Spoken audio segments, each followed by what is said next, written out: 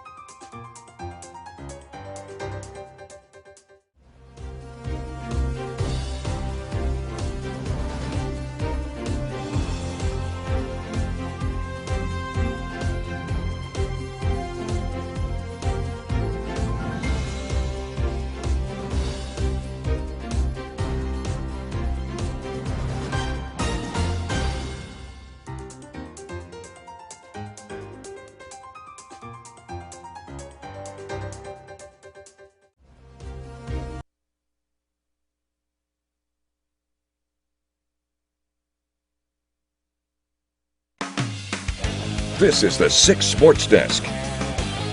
It's been a rough couple of days for the Detroit Tigers as they've been playing against the Bronx Bombers this weekend. After winning 5 out of their last 6 games before traveling to New York, the Tigers have completely collapsed this weekend, not scoring a single run on the Yankees coming into today's series finale.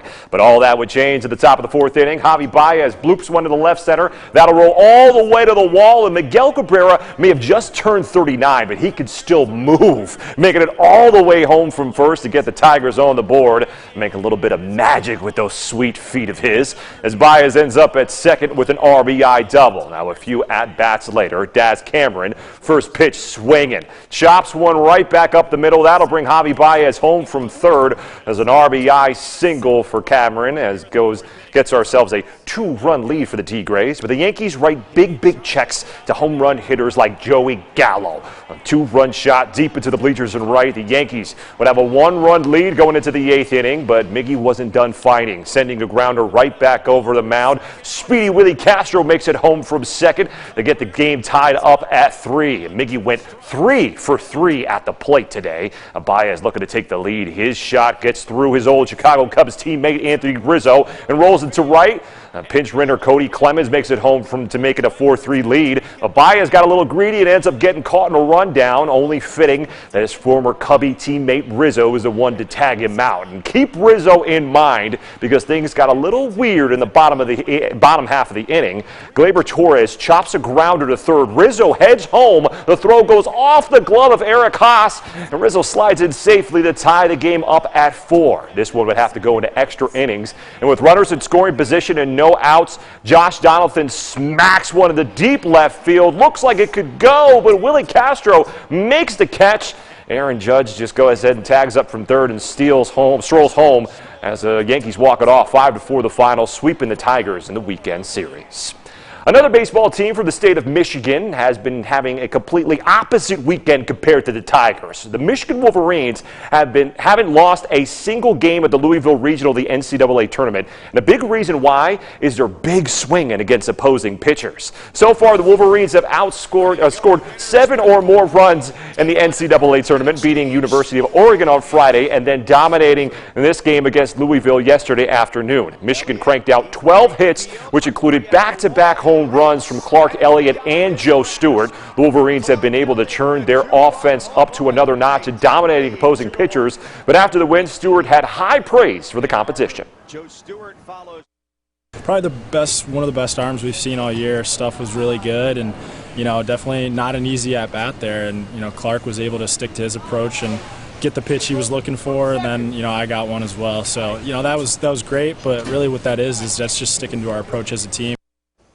And the Wolverines are battling Louisville right now. The last time we checked, Michigan trailing 7-1. If Louisville wins this game, they're going to play an elimination game right after. So make sure to keep you updated on that tonight on 6 News at 11.